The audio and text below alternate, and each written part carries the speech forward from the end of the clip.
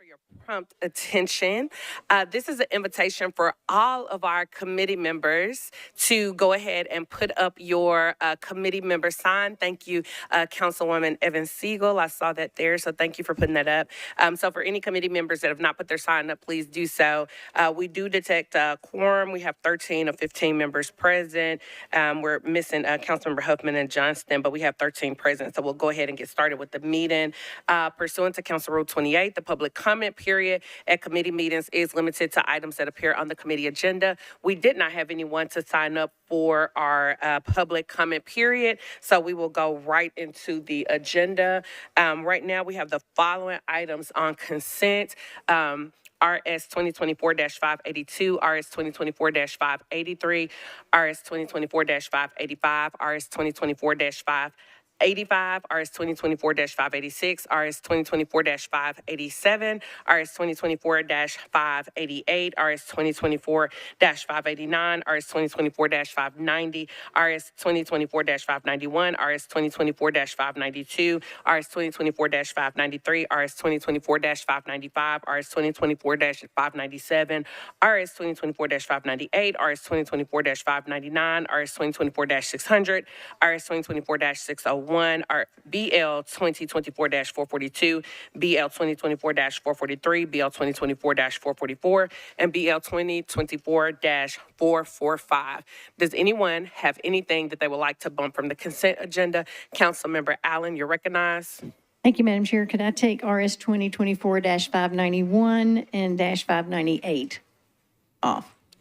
Okay, 591 is item number 10 on the agenda. 598 is item number 17 on the agenda. They have been bumped from consent. Is there anyone else? Councilwoman Sroor, you're recognized. In the mic, please. That will be 592, item number 11, please. 592 has been bumped from the consent agenda. All right, anything else, colleagues?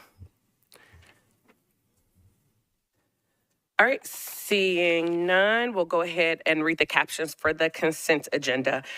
RS 2024-582, Porterfield, Evans, Walsh, and others accept the grant from the Davidson County Farm Bureau to the Davidson County Sheriff's Office for the enhancement of Sheriff's Office horticulture arboriculture program.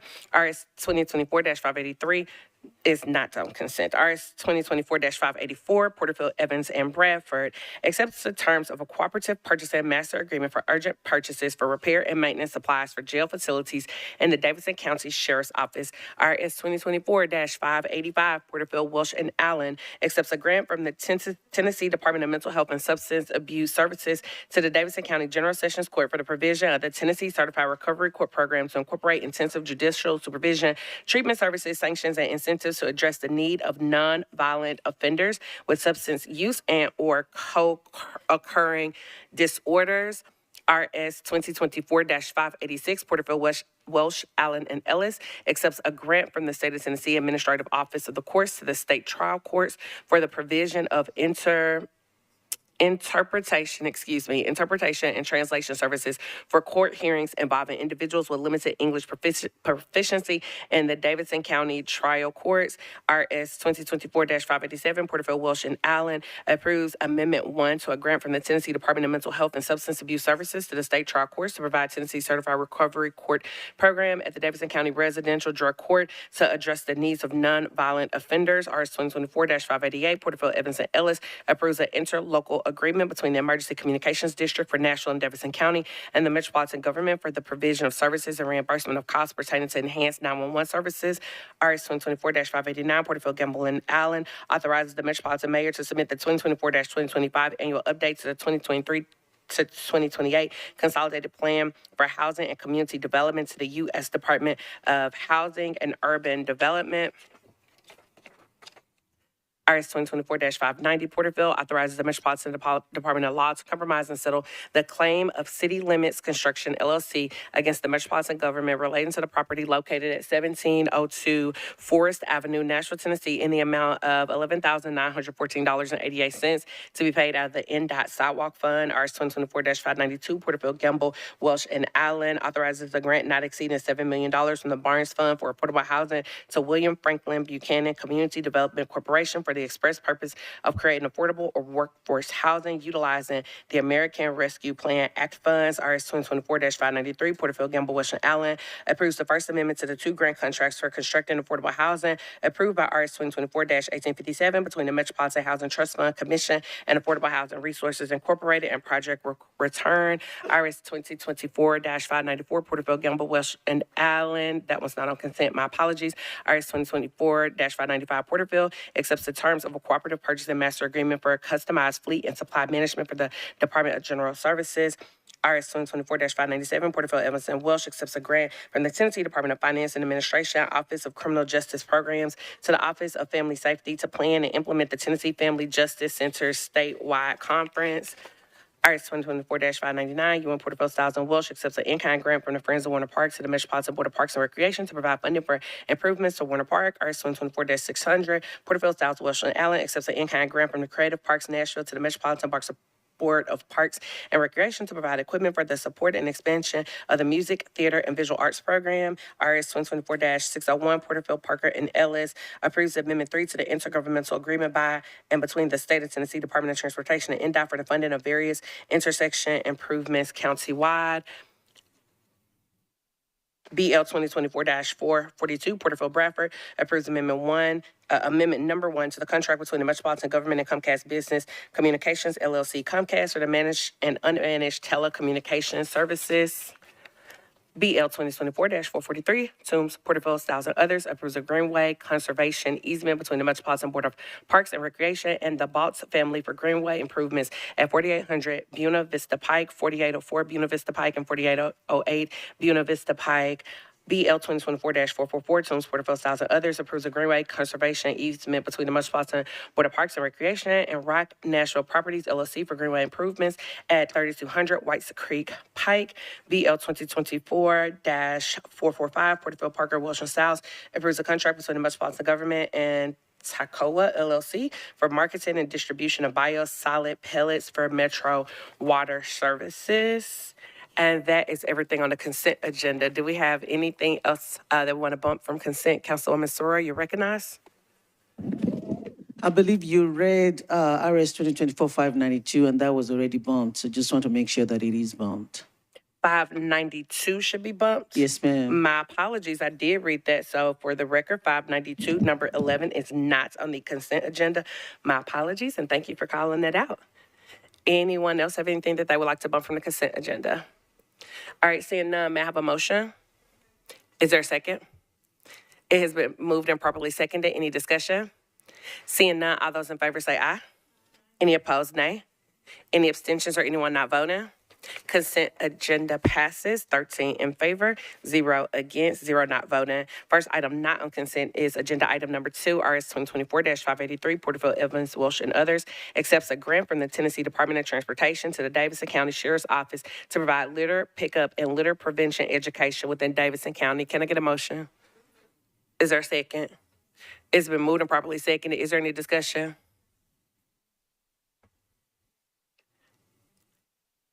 Is there any discussion from anyone who pulled it off the consent agenda?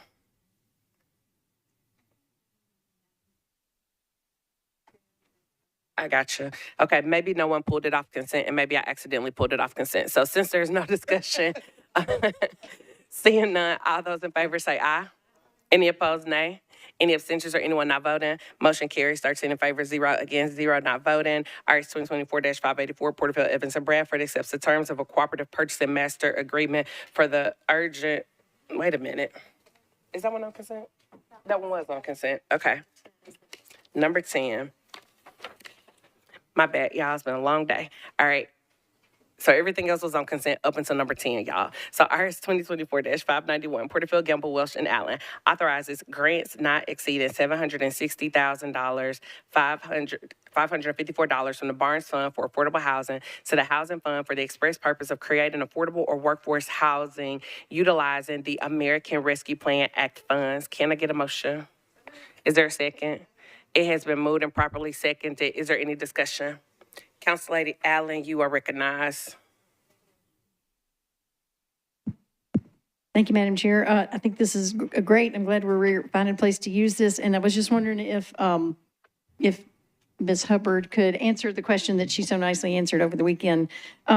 This was a specific type of funding that was supposed to be used for shared equity, which is one of the things we haven't done a lot of, and would just like for Ms. Hubbard to kind of explain what the use is and what the long-term affordability of this is, because I think that's an important aspect of it. Absolutely. Director Hubbard, you're recognized. If you could introduce yourself, please. Thank you. Good evening. I'm Angie Hubbard, Housing Director, Metro Planning. We are really excited about this project and the next one on the agenda. This was from the original American Rescue Plan Act allocations that we received in 2022 of the $25 million. And we made funding available for shared equity housing for households at 80% or below of the area median income. And the Housing Fund did submit a successful application using 5 of the community land trusts lots that Metro transferred a few years prior. So we're super excited to have the Community Land Trust, or CLT, as the controlling the long-term use of the dirt. And then the programmatic mechanism to enforce compliance with the Barnes Fund will be a 30-year deed restriction. So we've got the 30 years where we're doing the monitoring, but then beyond that is the Community Land Trust. And this is a really great product to enable persons at lower incomes the ability to access home ownership. So we're really excited because we're losing home ownership at a fast rate. Thank you, Ms. Hubbard. Councilmember Allen, did you have anything else you wanted to discuss? Thank you. I just wanted folks to be aware of this is really long-term affordability, and that's really important. Thank you, Council Lady Allen. Would anyone else like to be recognized? Seeing none, all those in favor say aye. Aye. All those opposed, nay. Any abstentions or anyone not voting? Motion carries 13 in favor, 0 against, 0 not voting. The next item is RS 2024-592, Porterfield, Gamble, Welsh, and Allen authorizes grants not exceeding $7 million from the Barnes Fund for Affordable Housing for the William Franklin Buchanan Community Development Corporation for the express purpose of creating affordable or workforce housing utilizing the American Rescue Plan Act funds. Can I get a motion? Is there a second? It's been moved and properly seconded. Is there any discussion? Councilor Soror, you're recognized. Thank you, Chair. And I believe Director Hubbard will still be there. Thank you. For this particular one, I understand it works the same way as the first one.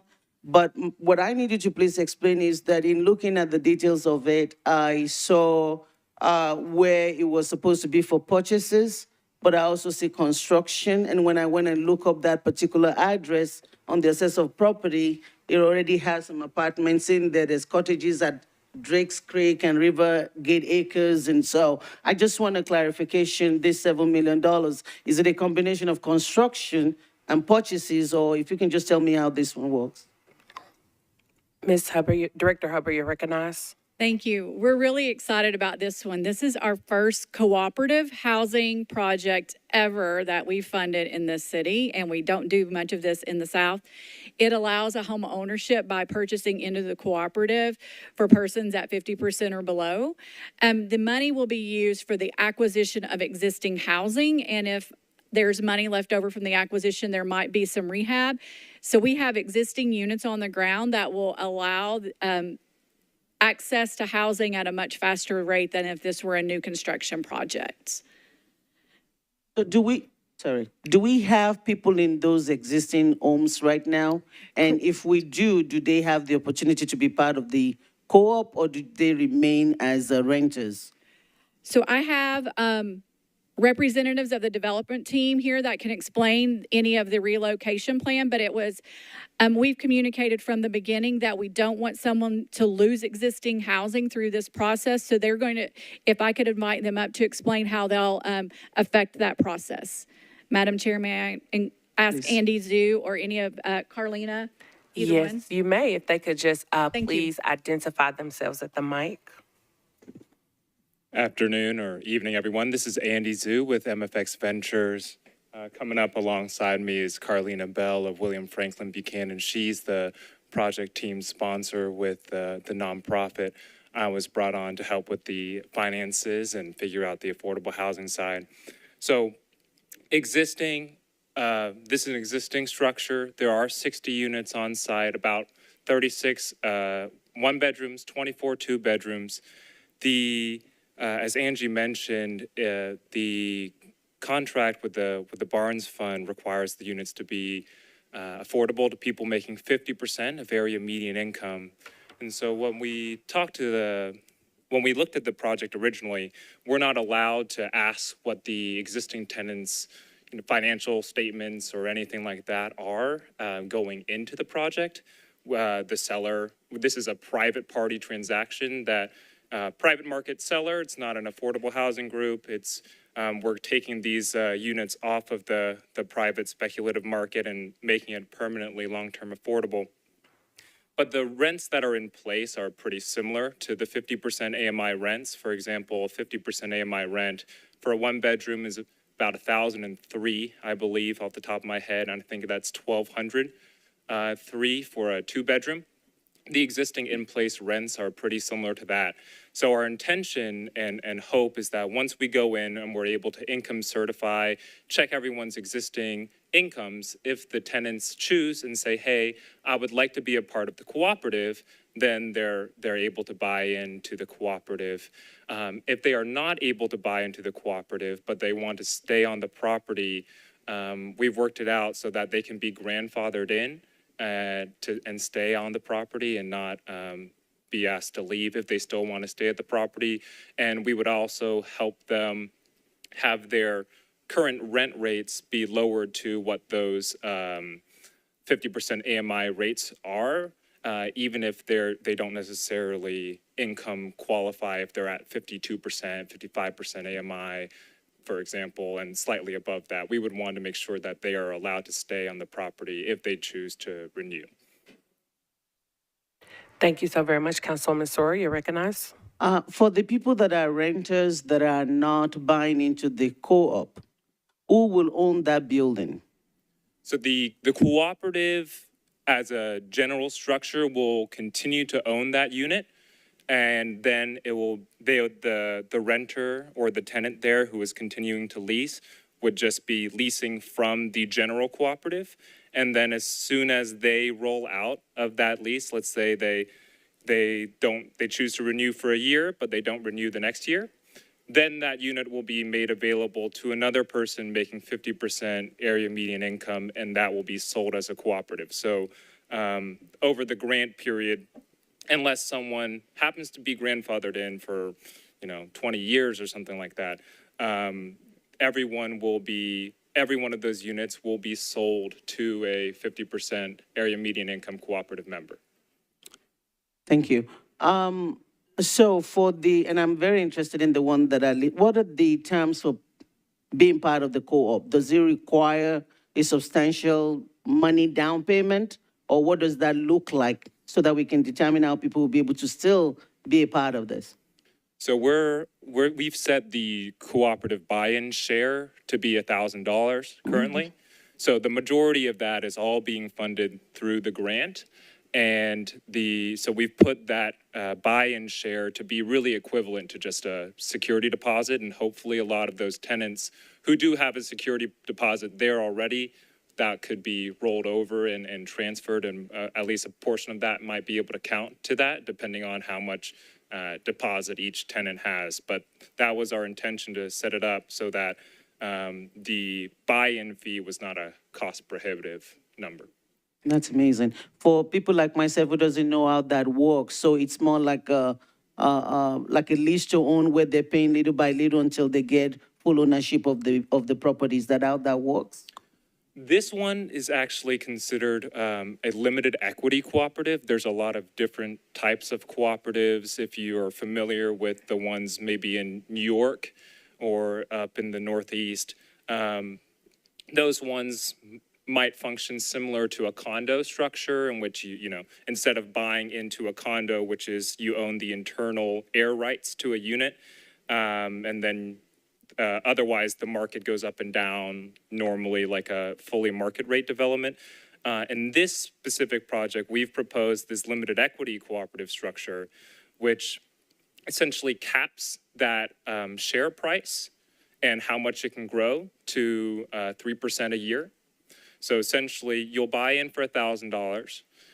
That will grow at 3% a year over the course of however many years. And so when you sell, that share price will be, let's say, if you're there for 2 years, that the price goes up to $1,060, and then you're able to share and maintain some of that equity. The intention of this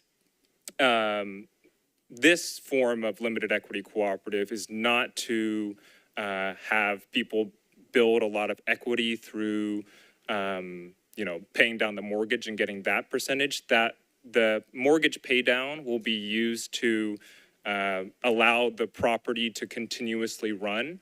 And so as the mortgage is paid down, it will allow the cooperative to exist in perpetuity, essentially. So those people will sell their share 2 years from now. Another person will be able to give them the chance to buy into that cooperative, and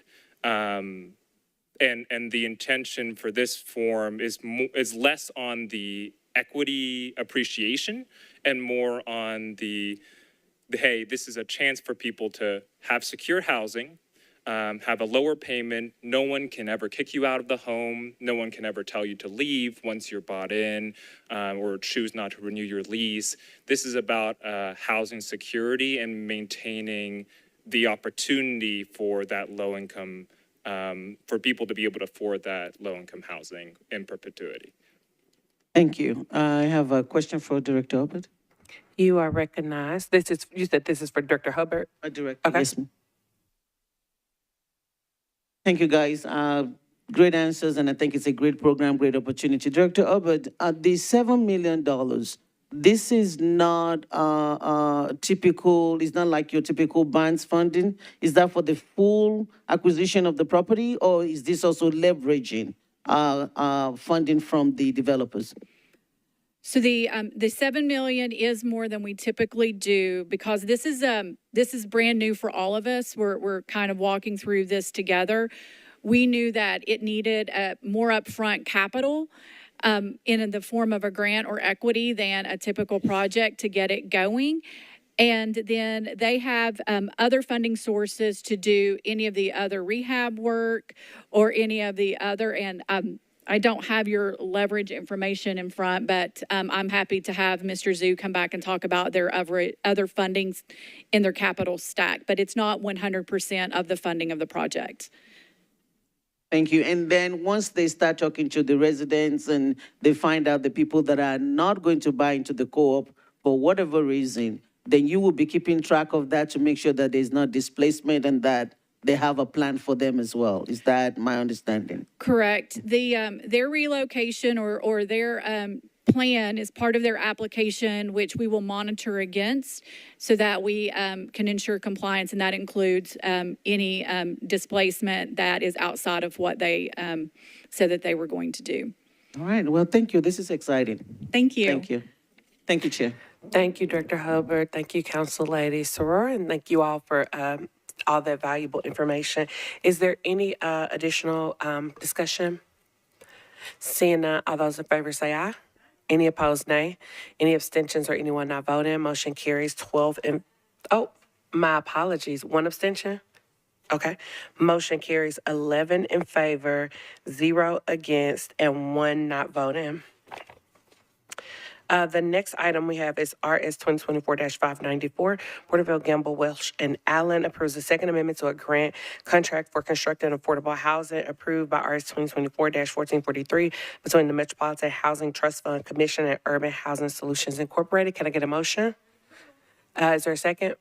It's been moved and properly seconded. There is an amendment that I would like to move. Could someone move that for me? Is there a second? It's been moved and properly seconded. Director Darby, could you explain the nature of the amendment? The amendment is housekeeping in nature. It will simply specify the specific contract with Urban Housing Solutions that is being amended. Thank you so very much, Director. Is there any discussion? Seeing none, all those in favor of the amendment say aye. Any opposed, nay. Any abstentions or anyone not voting? All right, the amendment passes 12 in favor, 0 against, 0 not voting. Now for the resolution as amended, is there any discussion? All right, is there a second? It's been moved and properly seconded. Don't see any discussion. All those in favor say aye. Any opposed, nay. Any abstentions or anyone not voting? All right, motion carries 12 in favor, 0 against, 0 not voting. The next item is RS 2024-596, Porterfield, authorizes the Metropolitan Department of Law to compromise and settle Maggie Lawrence's claim against the Metropolitan government in the amount of $545,806.66 with $45,806.66 reflecting back pay to be paid from the Nashville Fire Department's operating budget and the remaining $500,000 to be paid from the Judgment and Losses Fund. Can I get a motion? Is there a second? It's been moved and properly seconded. Is there any discussion? Seeing none, all those in favor say aye. Any opposed? Any abstentions or anyone not voting? Motion carries 12 in favor, 0 against, 0 not voting. The next item is RS 2024-589, Porterfield Evans approves amendment number 1 to a sole source contract between the Metropolitan Government and Barbara L. Brown to increase the value and extend the term of the contract. Can I get a motion? Is there a second? It has been moved and properly seconded. Is there any discussion? Council Lady Allen, you're recognized. Thank you, Madam Chair. This is such an important thing to be dealing with, and I'm excited that we are working so hard to get NORCAN out, but I continue to hear the importance of at least offering people or trying to encourage people the option of medically assisted treatment when you catch them at that very vulnerable moment, because otherwise they're just going to OD again. And I didn't see that mentioned in this contract, so I was just wondering if someone from the Health Department or if Sergeant Hotz is here, or someone could just address that piece of it and let me know if that is going to be covered. Thank you so very much, Councilmember Allen. We have Chief Gilder and a very well-dressed gentleman beside him that would like to speak to that. If you all could just introduce yourselves. Sure. He's much better dressed than me, which is why I brought him. I'll let you have this mic. I was going to introduce him, but apparently some of you all know Sergeant Mike Hotz. He's been up here several times before. I'm going to let him talk about this because this is a contract that's associated with the group that he works out of in our neighborhood safety unit. So let him take it. Good evening, and thank you for the invitation to be here. I wanted to speak about what Barbara Brown does.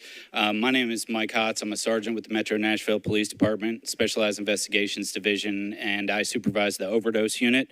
What the overdose unit does is we do community overdose outreach, as well as harm reduction and community education in the forms of addiction and narcotics. Barbara's worked with us in the overdose unit for 2 years. And what we do is we monitor overdose data for Nashville, and we identify communities and geographic areas in need of overdose outreach. Between Barbara and I, she really is my partner. We've coordinated over 100 community overdose outreach events, and I think that's no small feat.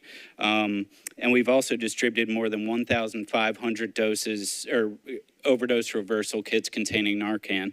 Each of those kits contain 2 doses of Narcan, so that's over 3,000 doses of the life-saving overdose reversal medication that we've distributed throughout our community. A little bit about Barbara. She is a retired registered critical care nurse. And to address the single source aspect of her contract, why it's important for her and why it would be a single source is that she was the first ever regional overdose prevention specialist, or what I refer to as ROPS, ROPS, in the state of Tennessee. She literally wrote the game book on overdose prevention and overdose outreach, and I'm kind of humbled that she is my partner in our shared mission of ending overdoses and saving lives. One important aspect of what she does is she builds problem-solving partnerships throughout the community. Anybody who shares our continued mission of saving lives and ending overdose, Barbara brings them into the fold, and we begin working with them immediately. She's an indispensable member of our unit. She is absolutely critical to what I do and what we do together. And just a little brief example of what she does and a real life example of her value to the city of Nashville and her value to me as a supervisor of the overdose unit. And I came to speak to the Public Health Committee a few months ago because Nashville, on a 24-hour period in between May 18th and May 19th, Nashville experienced the single highest level of overdose activity that our city has ever seen since the overdose data has been recorded. A lot of people don't know that Nashville, unfortunately, holds the dubious distinction of having the second highest rate of overdose deaths among major metropolitan cities in the entire United States, second only to Baltimore. And that's why what our work is important. But during that 24-hour period on May 18th and May 19th, we identified several areas across the city that experienced an increased amount of overdose activity, both fatal and non-fatal. And the single highest incident was an incident among the unhoused community that congregates under the pedestrian bridge on First Avenue in the downtown corridor, pretty close to the Skirmhorn Symphony, in between the Skirmhorn and the Green at Ascend Amphitheater. There were 8 individuals at one time at one location that suffered overdoses at the same exact moment due to a supply of crack cocaine that had very high amounts of fentanyl in it. 8 people overdosed. Thanks to the work of the Entertainment District Unit, 5 of the 8 were able to be revived with Narcan. Unfortunately, 3 of those individuals had passed away. But because the incident occurred there and they have people who continually congregate at that location, Barbara and I have done over 10 overdose outreach events just amongst that community there. And we both came in over the weekend. We're normally a Monday through Friday type deal, but we came in over the weekend this past Saturday to visit that community once again because Barbara was able to identify a need among that community. Is that there were several females there that had asked her for female undergarments. And Barbara was able to secure a contact within the community that donated them to us. So we went down there on Saturday and we conducted outreach. I saw many of the same people I've seen in the past. And when Barbara and I were speaking to this individual and we were distributing, we distributed 101 overdose reversal kits just on Saturday. But there was an individual there who I'd recognized from past overdose outreach events, and he pulled Barbara and I aside and said, hey, the last time you came, you supplied us with Narcan. And he said last weekend, which would be 2 weekends ago now, he said he used that Narcan to save the life of one of his friends. So talking about what Barbara does and her importance to the city of Nashville, I think that's a pretty good descriptor of that. And with that, I'm happy to answer any questions if any council members have any. Thank you for your time. Thank you so much, Sergeant Hotz. Councilwoman Soror, you're recognized. Thank you, Sergeant. And we're grateful to Ms. Barbara for the work that she does saving lives. My only question is, I see that this is a consulting contract for the work that she does, but she works directly with you. So is there any reason why she's not an employee?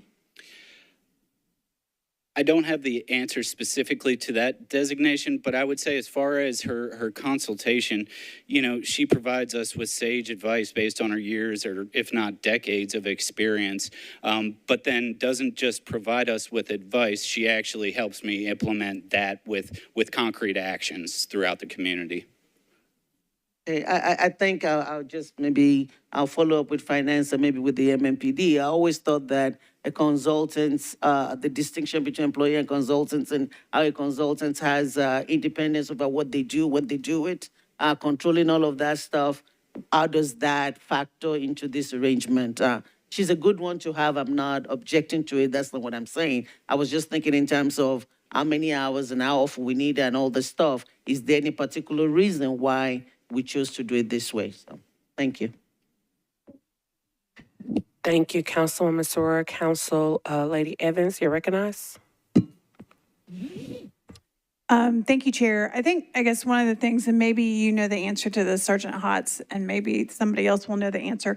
Like, since the time that you came to Public Health and Safety, we have heard from, in Public Health and Safety, Dr. Melville Chester, who came and kind of gave an overview of the new pilot, with the opioid settlement funds.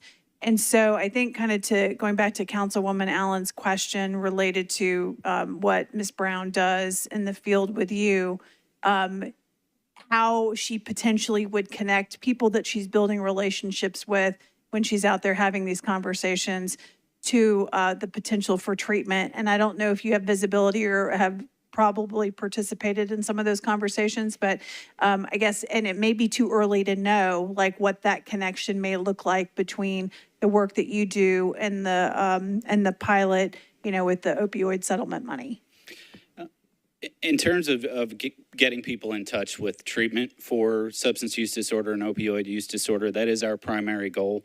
A person who gets into recovery is a person who survives.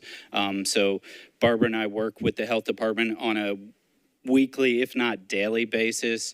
In terms of the opioid settlement funds, I don't know exactly, if that could be used. I would like to think that it could. That I suppose that would be a question for fiscal, but I can tell you that, of our top two agenda items for our day-to-day work is getting people into treatment.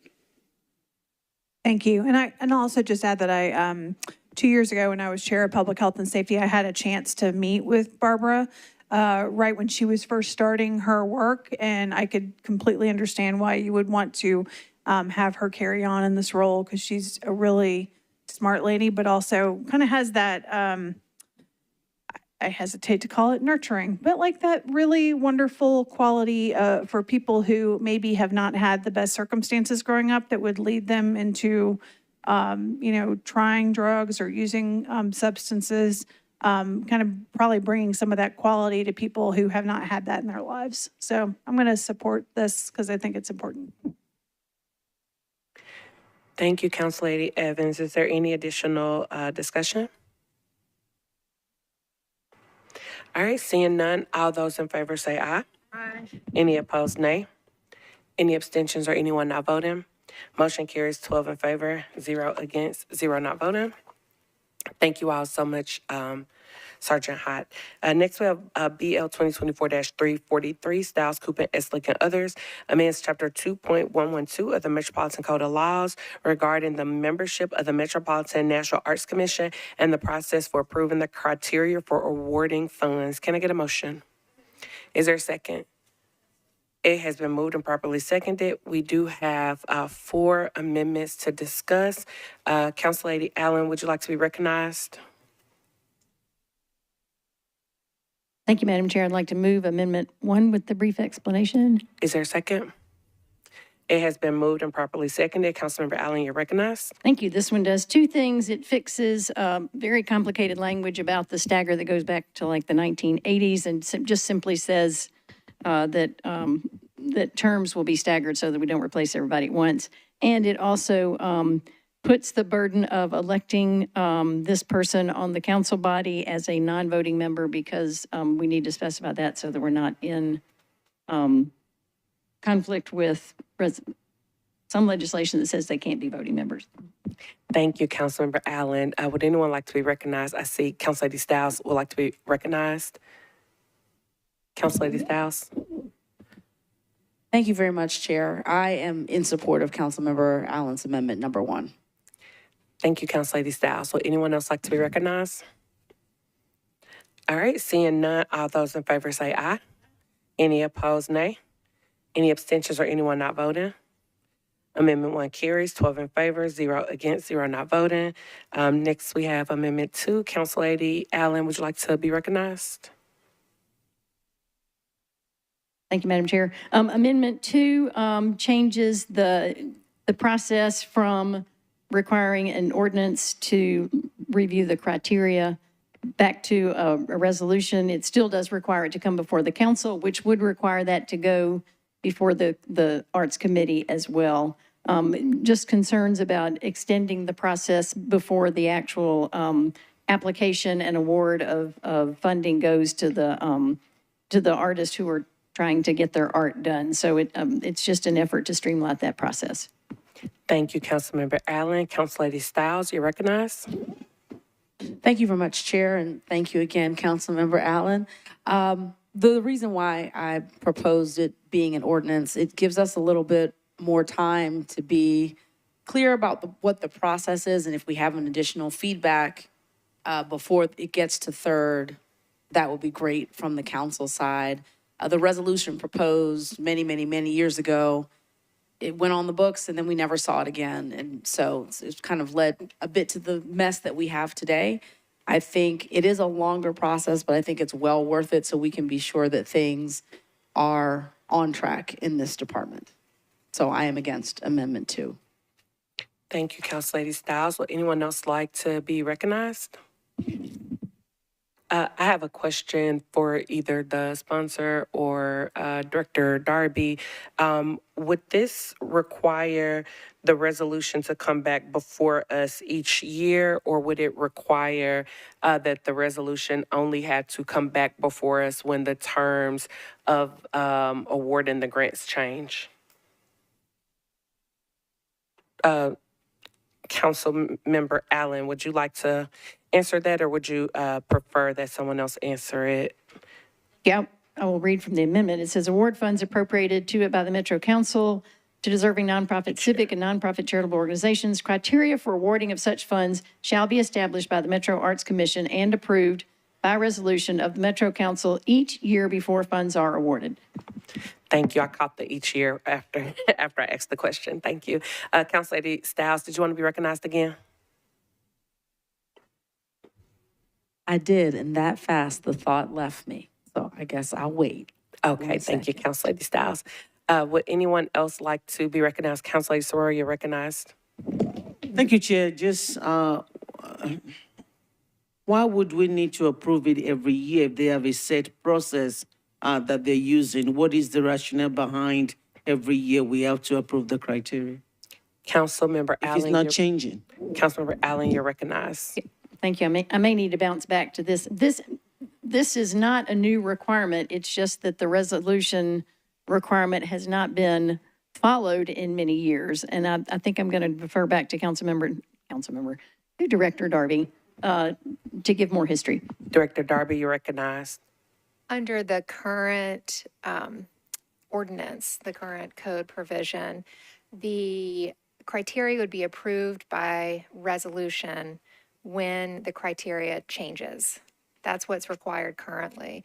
The legislation that's being proposed would require that criteria to be approved annually, regardless of whether it had been changed or not. In both currently in the code, it's approved by resolution. In the amendment number 2, sponsored by Allen, it would be approved also by resolution. In the legislation as proposed, it would be approved by ordinance with pre-approval by the Arts, Parks, Libraries, and Entertainment Committee. So currently, as it stands, is by resolution when there's a change. Council Lady Styles' bill would make it come before us 4 times each year. Council Lady Allen's amendment would make it come before us 1 time each year. Is that correct, Director Darby? Yes. Okay, thank you. Council Lady Soror, did that answer your question?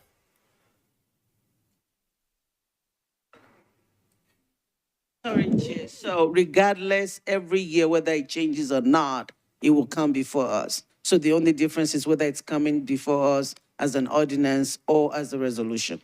But we will still get it every year, even if there's no change? I think that depends on if the legislation passes, because if the bill fails, it will be as it is currently. Is that correct, Director Darby? So it would only be if it passes, then it's going to come before us every year. If Council Lady Stiles prevails, it will come before us 4 times a year. If Council Lady Allen prevails, it will come before us once a year. Okay. Okay, thank Got you. it. And then Thank you. Council Lady Stiles, I have you, and then Council Lady Evans, I have you. Thank you very much, Chair.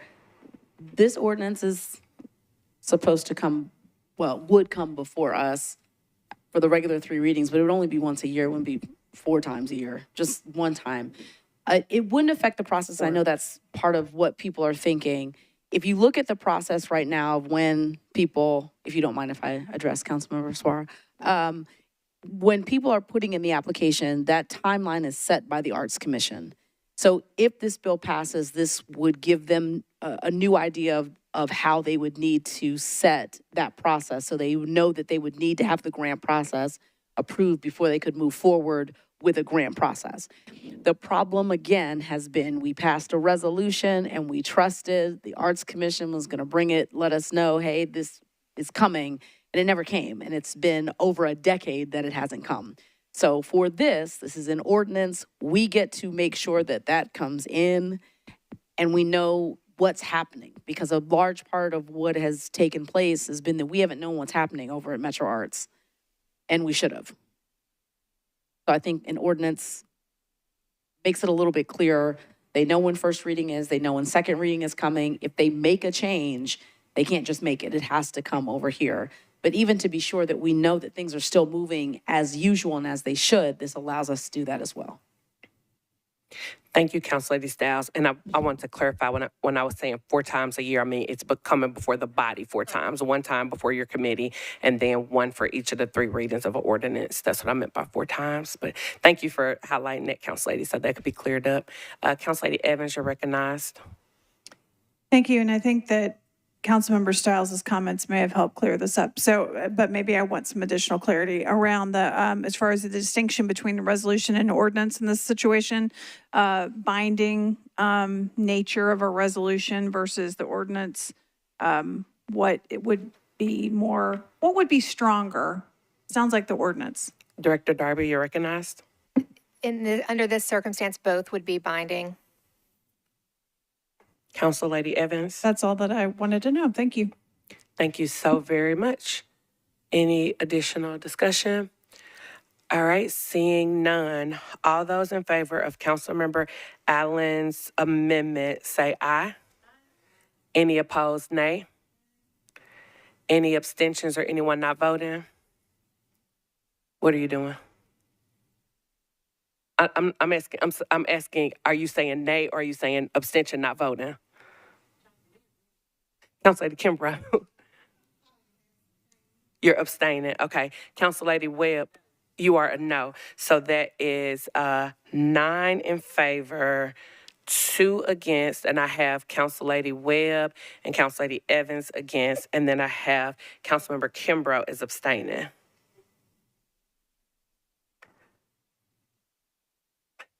All right, Council Lady Toombs, would you like to move your amendment? Council Lady Toombs, you're recognized. My amendment is actually covered under Councilwoman Allen's first amendment. So Okay. I'm not going to move it. All right, thank you so very much. And the 4th amendment, so Amendment 3 was not offered. And then I have an amendment that I am going to move. Can someone move that? Is there a second? All right, it has been moved and properly seconded. Council Lady Stiles, I'll call on you after I explain the amendment. So this 4th amendment does some of what amendments 1 and 2 does. It does fix the staggering dates that Council Lady Allen has in her first amendment. It also changes it from a resolution instead of an ordinance. And I do believe that this is extremely important. I do believe that by having a binding ordinance that comes before us each year, it will address address the issue that we have seen currently. I don't know of any other legislation we have that comes before us on 4 separate readings prior to us voting on it. And it also removes the council member, which I think is a pretty important piece of that. And I have several reasons why I believe that the council member should not serve on this board. Number one, we appropriate money to the board, and I believe that a council member sitting on that board could have undue influence on that board. We give over $1 billion to schools, and we don't have a council member sitting on that board saying how we want that money to be spent. So I do not think that it's appropriate for us to have a council member on that board. Again, I do think that that would be undue influence. I think that we should look at all of our boards and commissions so that we can determine where it makes sense for us to have council members plugged in to sit on boards and commissions.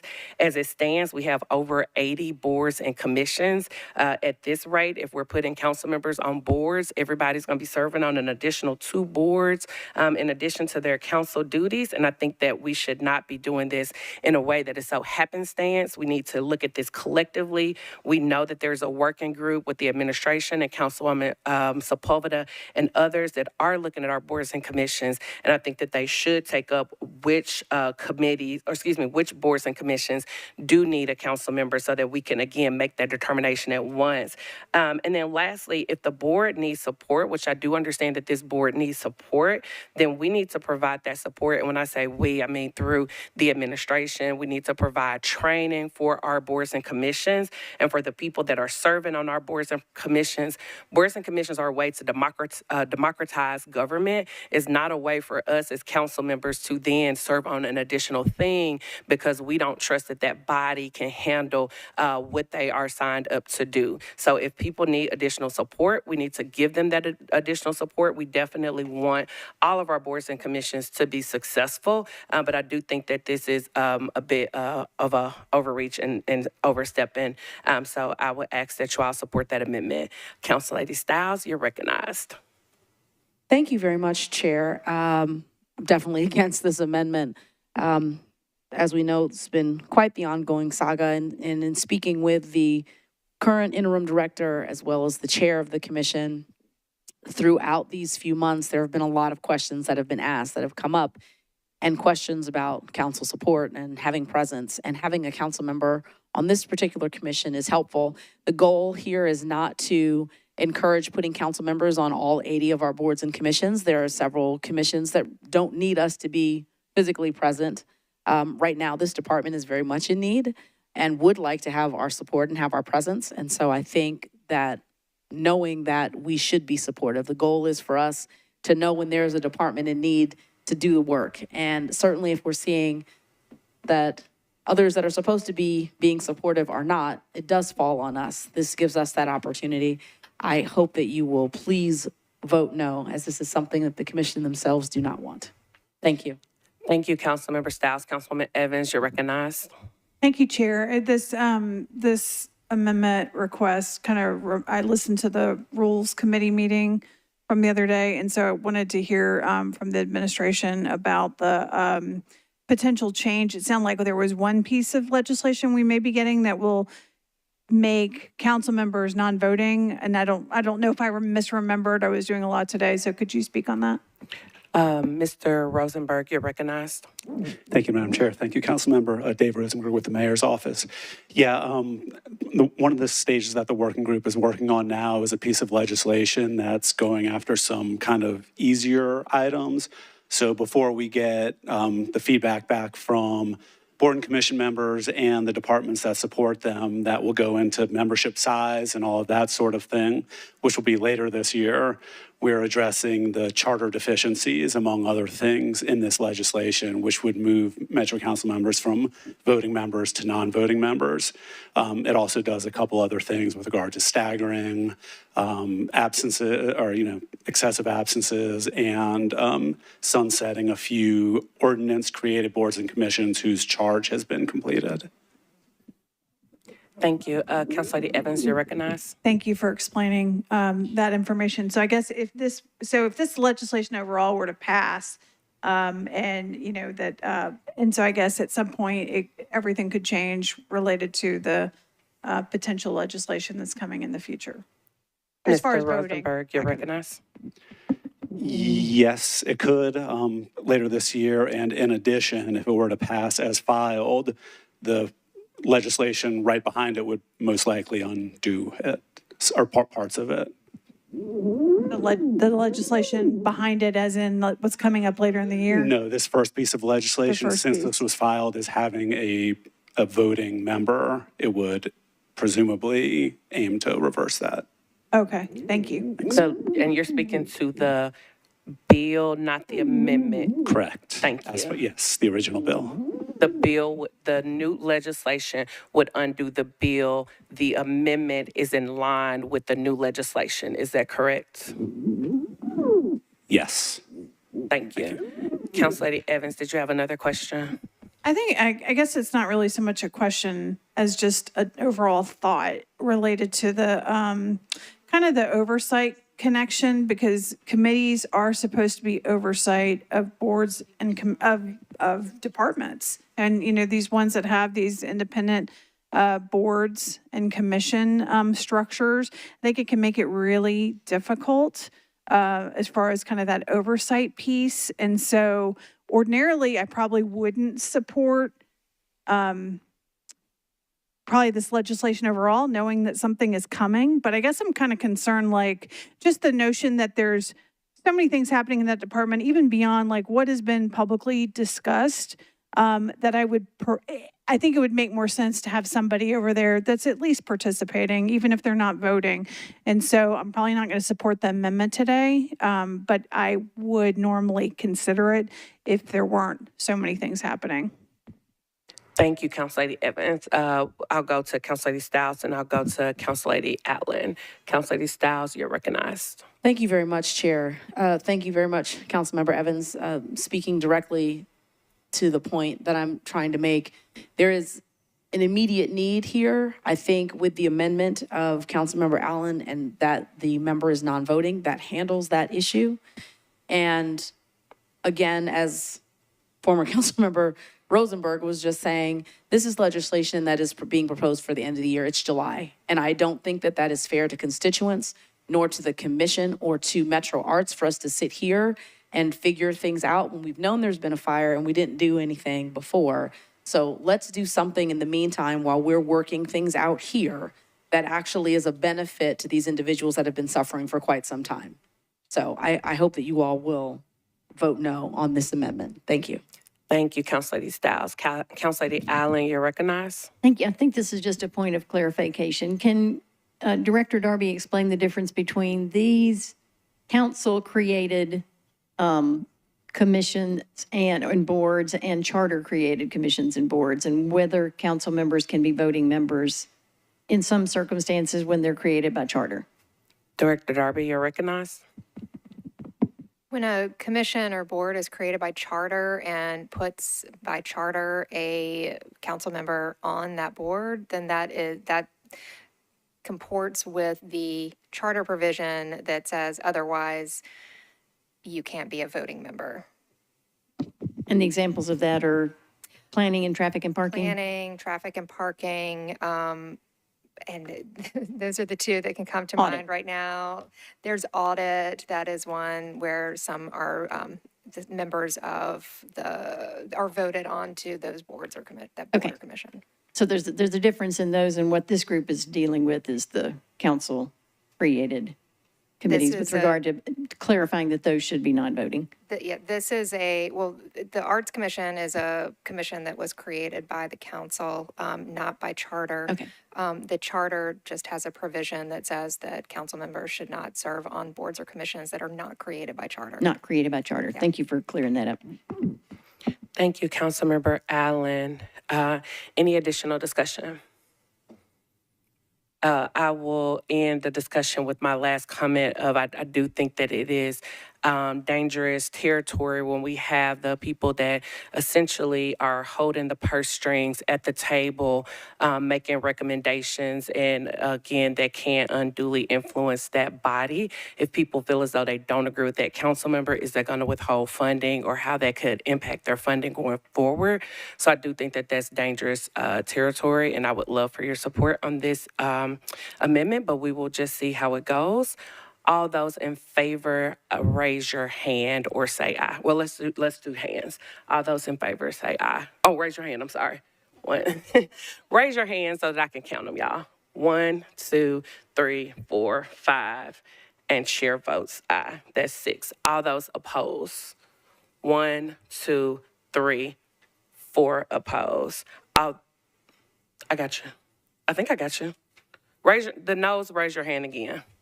1, 2, 3, 4, 5 opposed. All right, anyone not voting? 1 not voting. So the amendment passes, 6 in favor, 5 against, 1 not voting. So now we will move can we get a motion to move the bill as amended? Is there a second? All right, there has been the bill has been moved and properly seconded. Council Lady Toombs has a point of order. Council Lady Toombs, Vice Chair Toombs, you're recognized. Thank you, Chair. Which amendments are on the bill?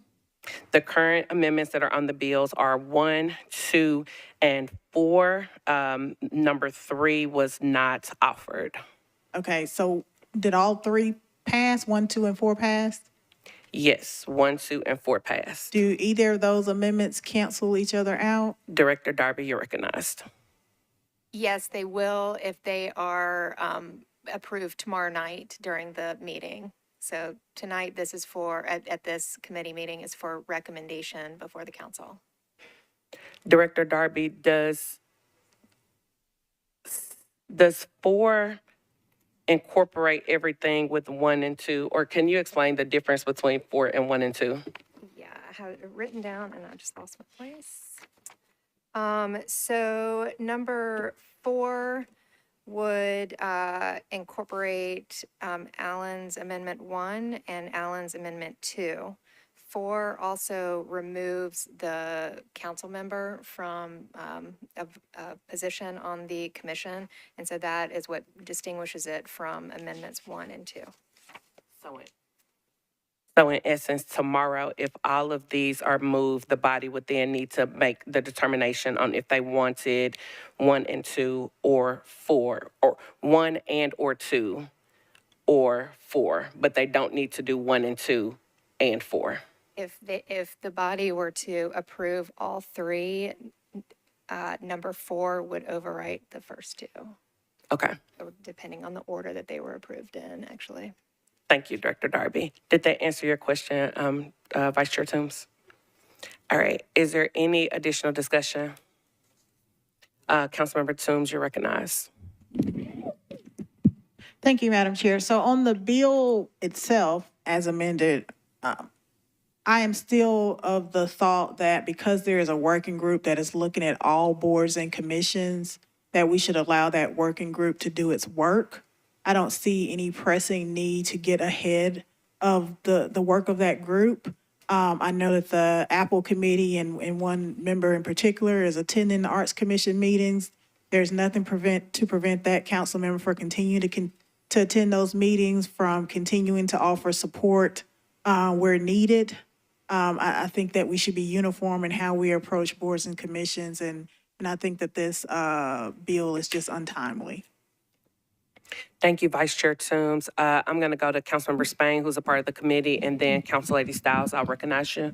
Councilmember Spain, you're recognized. Thank you, Madam Chair. I guess this is probably a question for the administration, but I just want to make sure I understand this correctly, that as amended by this committee, the bill now, the only changes from current law are we're fixing the staggering issues on the members' terms and requiring the resolution to come before us on the funding formula annually. Is that correct?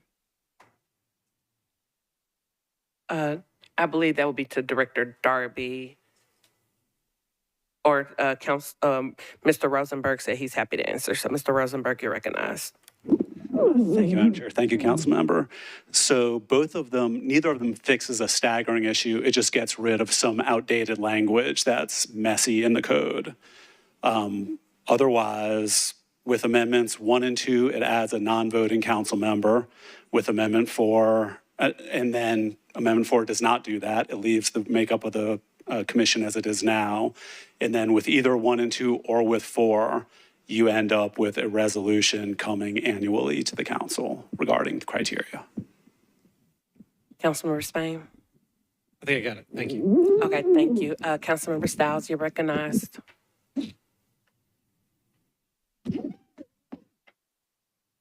Thank you very much, Chair. I would say making a group wait several months while we deliberate on action items while they are in need is not fair to constituents. And if we are saying that boards and commissions are everyone's opportunity to be able to serve the city, then let's make sure that we are providing a good environment for them to be able to serve if they are in need.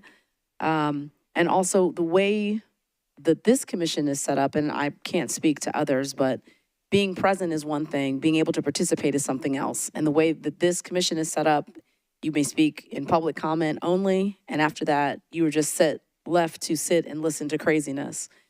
So I do think it is important to have someone that is actually present. I'm certainly still against this, and hopefully tomorrow night we'll make some better decisions. Thank you.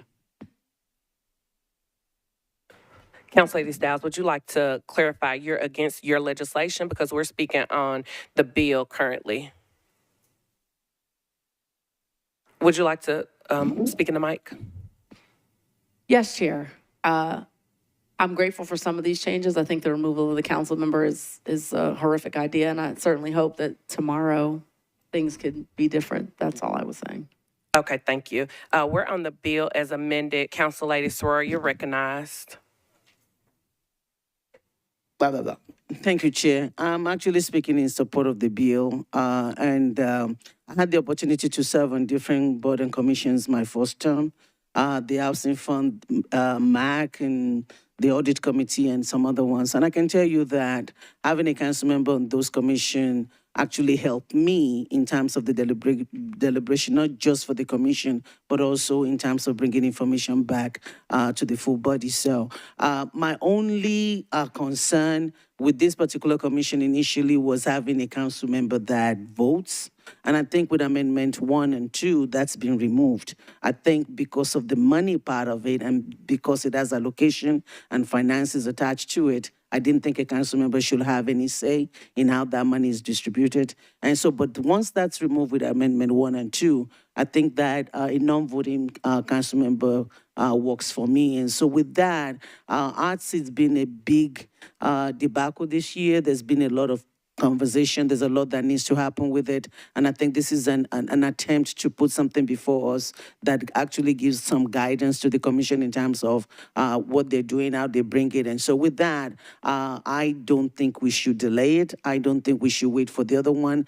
My take is that if we do decide to revamp all the boards, including this one, then we will do it at that time. But at least until that is done, the work continues. So with that, I support it, and I ask for everyone to do so as well. Thank you. Thank you, Councilmember Soror. Is there any other discussion? All right, seeing none, all those in favor say aye. Any opposed, nay. Anyone not voting?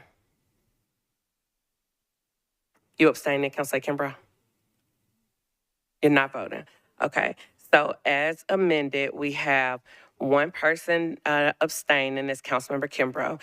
We have 2 no votes, that's Vice Chair Toombs and Chair Porterfield. We have 9 in favor. So motion carries. I'm sorry, Councilmember Evan Siegel, what was your vote? That was a no vote. My apologies. 3 no votes. So that's 8 in favor. My apologies, I didn't hear you. So that's 8 in favor, 3 against, and 1 not voting. All right, the next item we have is BL 2024-428, Coupon, Porterfield, and Allen approves, ratifies, and adopts Chapter 68 of the Private Acts of 2024, authorizing the establishment of an East Bank Development Authority. Can I get a motion? Is there a second? It's been moved and properly seconded. Councilmember Coopin is not with us. Mr. Mendez, would you like to speak to this? Oh, someone, Councilor Allen, did you want to speak? Councilor Allen? I just told Councilmember Coopin I would move it since he had to get to a community meeting, but I would much rather have Director Bob over there talk about it. All right. Director Bob, you're recognized. Thank you. So the East Bank Development Authority legislation is on second reading tonight, and what we would ask the council to do tomorrow is to approve it on second reading and set third reading for August 20. And I know that skips one meeting, but I'm going to be out of town on August 6th, and so that's going to be the request tomorrow. So there was a presentation at 3 o'clock this afternoon to the East Bank Committee that I would encourage everybody to catch the video for if they haven't had a chance, if they weren't able to make it to the meeting. And but I'll hit the highlights now. The East Bank Development Authority is putting this in place would be consistent with what we've done with all our major assets for the last 40, 50 years. Going from the airport, has got the airport authority, all our stadiums with the sports authority, the $700 million convention center has got the convention center authority. And the reason why we've had authorities to hold our largest assets are a couple reasons. One is that it allows for professional, specialized management that doesn't distract departments from running the city the way they should, with the focus they should. You can imagine if the $3 billion budget that y'all just passed, if we included NES, for example, the revenue for the city would go from 3.2 billion to nearly 5 billion. And if you included the airport authority, it would go up another number of billions. So by carving out the assets, we let the core metro government focus on running the core metro government. The other thing that it does is provide a situation where I think there will be some level of being able to actually have protection from changes of law that might happen at the state by getting this particular authority, which was created by private act at the state level. The only way it could be amended in the future is if both the state and Metro agreed. That would make it unique among our other authorities where, as we saw last year, the state can take an opportunity to change the way sports authorities work all across state, or airport authorities work all the way across the state. But with this private act passed by the state, if it comes into existence, it could only ever be changed if both Metro and the state passed exactly the same set of changes. So those are some of the reasons why authorities are important generally and why it would be appropriate for this large asset of Metro. Through it, we believe that we drafted this in a way where Metro will be able to retain control. From a governance point of view, of 9 voting members, 7 will be approved appointed by the city, 5 by the mayor, 2 by the council. Only 2 will be appointed by the state. We also have a situation where right now the authority, if it got created by this legislation, it would have no assets. It wouldn't have contracts. It wouldn't own property. It wouldn't have any independent revenue generating power. The only powers that that authority will end up having are powers that this council gives it in future legislation. So what we're asking for is right now to pass the same legislation that the state passed, which will let us create the authority. Then we would spend the fall, the mayor and the council appointing board members, and then the goal would be to have a first organizational meeting of the authority by the end of this year. And then in the beginning of 2025, we would work on what's called an intergovernmental agreement by which that would have to be approved by the council and the East Bank Development Authority that would give the authority whatever rights we decide at that time it can have. So think of this piece of legislation as the first of 2. pieces, and we would ask that it be recommended for approval on second reading, with third reading put off till August 20. Thank you so very much for that very extensive and comprehensive explanation. Is there any additional discussion? Councilmember Evans, you're recognized. Thank you. I listened to the meeting on the way in. And so I guess one question that I had, and I just want to make sure that I'm understanding, when you're talking about like granting rights in the future, you had referenced during that special meeting about the authority having like the powers of a housing authority, kind of like MDHA. And so is that a power that we would be granting in the future, kind of what that looks like? Or is that something that would be like an assumed power because there's housing? They would be able to kind of configure that themselves. The reason why I'm asking that question, MDHA, like if you think about existing authorities, like we get to a point where there are things happening which we don't necessarily philosophically agree with. And like one of MDHA evicts a lot of people. So could you speak to that concern for me and what I should be thinking about? Sure, and I'll ask Tom Cross from legal to let me know if I get something not quite right about this. When I say that it would have the powers of a housing authority, that means in connection with how tax increment financing works. I'm not expecting that it would own, the authority would own housing the way MDHA owns housing. And so from the perspective of economic development and tax increment financing, the state law has very tight controls for the Metro Council in that MDHA cannot create a redevelopment district or a transit-oriented redevelopment district without its board and the Metro Council approving it. And so in order to use the powers of a housing authority, it would require, one, this piece of legislation passed, then later in the beginning of 25, that housing authority powers were generally granted to the authority. And then if the authority ever decided to have a redevelopment district or a transit-oriented redevelopment district, that piece of legislation would also have to be approved by the council. I hope that helps. Thank you so very much. Councilmember Evans, you're recognized. Yeah, I think it helps. And so it sounds like it's one of those that in the future, it could be a concern that we would address and discuss if there was a need to, but it's not anything that would need to be a decision point today, is what I'm hearing. That is correct. Thank you. Thank you, Councilmember Evans. Is there any additional discussion? Seeing none, all those in favor say aye. Aye. Any opposed, nay. Any abstentions or anyone not voting? We have 11 in favor, 0 against, and 0 not voting. We have one last item, y'all. Bill 2024-466, Styles and Sepulveda approves 3 option agreements authorizing the purchase of properties for a new elementary school in Antioch, Tennessee. Can I get a motion? Is there a second? Is there a second? Okay, thank you. We received a letter from the sponsor to defer the legislation to the first meeting in August. Can I get a motion? Is there a second? It's been moved and properly seconded. Is there any discussion? Seeing none, all those in favor of a deferral until the first meeting of August say aye. Any opposed, nay. Any abstentions, anyone not voting? Motion carries 11 in favor, 0 against, 0 not voting. Meeting adjourned. Thank you.